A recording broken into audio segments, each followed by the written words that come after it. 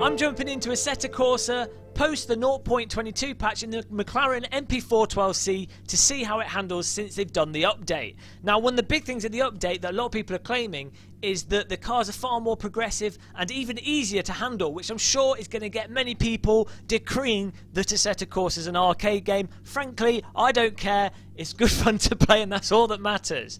Now, let's turn the traction control off. I generally find if you've got traction control on, though it can be nice in a race if you want to like stable things out a bit, generally the traction control hides some of the more subtle characteristics of the car, and you're playing a simulator to sort of feel the physics of the vehicle, so why not turn it off? I'm going to turn ABS off, which is Control A for ABS, Control T for traction control, and we're going to get going.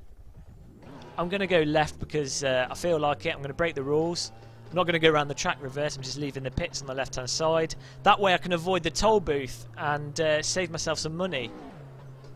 I'm clever like that. As I drive into the wall, not that clever. This is next level driving going on here. So, handling wise, the question is it easier to control?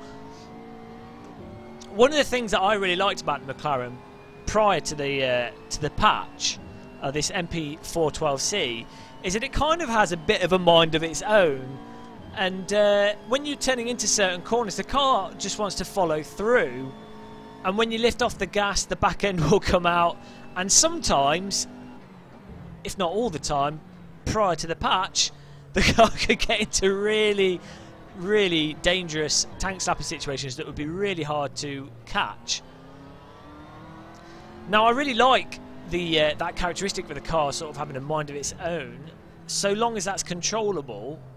And it'd be interesting actually if someone who happens to watch this video, if you happen to have driven the real MP4 12C GT car, if you could confirm that the car actually does tend to have a mind of its own in that it will follow into corners of its own accord. That'd be absolutely incredible if it's the case that Assetto Corsa have managed to capture an aspect of the real car that you wouldn't immediately be aware of. That's not how you take that corner, but we'll ignore that.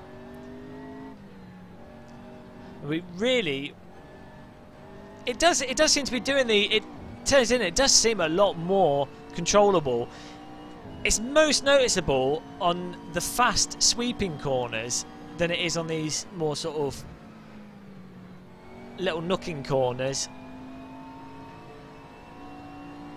You kind of feel it as the car turns in, and it's really good, the force feedback in the Assetto Corsa really conveys what the tyres are doing, but you get past a point and the car starts going and going and going, and then you can either choose to pull it out of that immediately or work with it. And I think to get faster laps it's probably going to be a case of working with that characteristic, though I could be completely wrong, as I'm not exactly the fastest of driver. Oh, you can see it as I lifted off the gas coming out of that, the back started to come out, and just a little bit of a shake of the wheel pulled it out of it. So I think that would have been a bit harder prior to the patch, so it definitely seems a lot easier to handle. Of course, this is Snoopy's version 1.1 of Nordislav, and he's done a fantastic job, and this is currently the best version of Nords that you can get for Assetto Corsa. So download that right away if you haven't got it. And thanks for putting the track together, because it is free and it does take a good deal of work to get this kind of content good and working together. Whoa! Okay, the car can still bite you if you're not paying attention.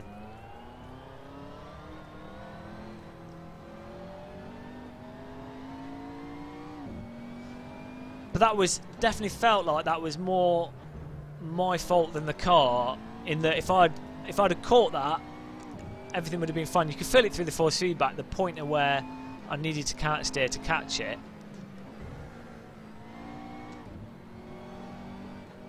Imagine doing this in real life, bombing through this track in a GT car that costs more than probably my net worth 5 times over.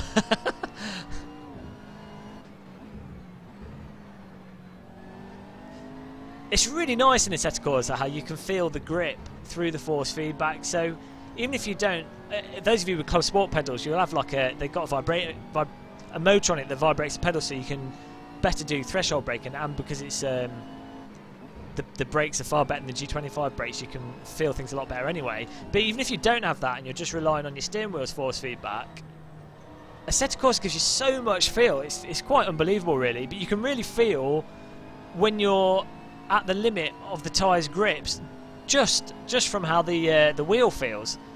It's unbelievable.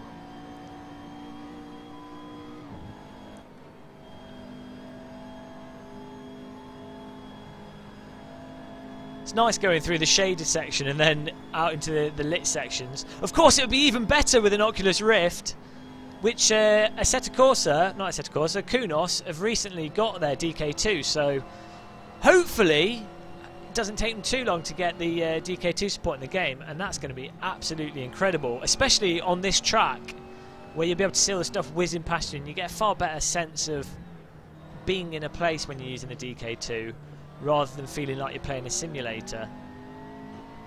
And the cockpit of this car is fantastic detail, which I think will only look better with the VR headset. Whoa! It's definitely made the force feedback a lot sharper since the update. That's my G25 Yanks going around that corner. But yeah, it definitely seems a lot more stable and progressive. So whether or not you like that, or whether or not that's realistic or not, is yet to be known. Hopefully someone that's driven the car in real life can give AC a bash and give their view on it, if it's realistic or not. Maybe there's telemetry data to put things to rest once for all, or maybe we'll never know. Definitely feels really nice just to drive around casually. I could quite happily spend hours just pootling around in this.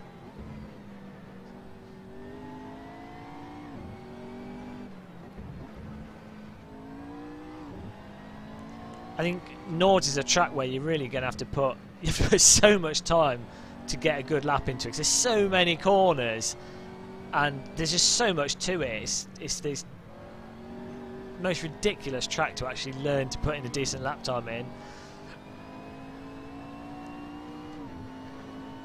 And when they get the laser scan version, that'll be awesome.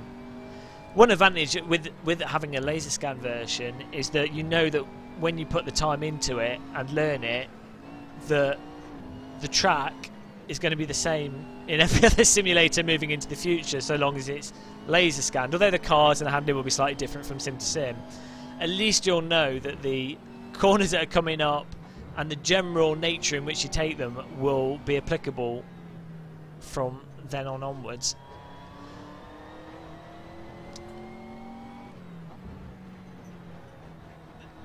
Though you really can't fault this version of the track that Snoopy's put together, because it's fantastic.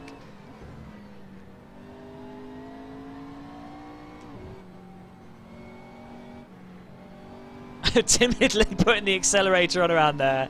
Just, oh, here we go, we're coming towards the end of the first lap. There's a hot air balloon. You should have a camera up there and you could switch to it and have a little look at yourself driving along. Absolutely fantastic. Well, definitely the MP4 12C is far easier to drive than it was previously. Probably making it a more enjoyable car to race online with other people, as other people aren't going to be flying all over the track when they go around certain corners. But I think that's about it for this video, really. Just all I wanted to do was do a little lap of the track, look at the 12C and see how it handled in comparison to prior to the update. I'd definitely say confirmed car is easier to drive, more progressive, force feedback a little bit more communicative with the G25 at least. There's the lap time, 9 minutes 48. You could probably walk it faster.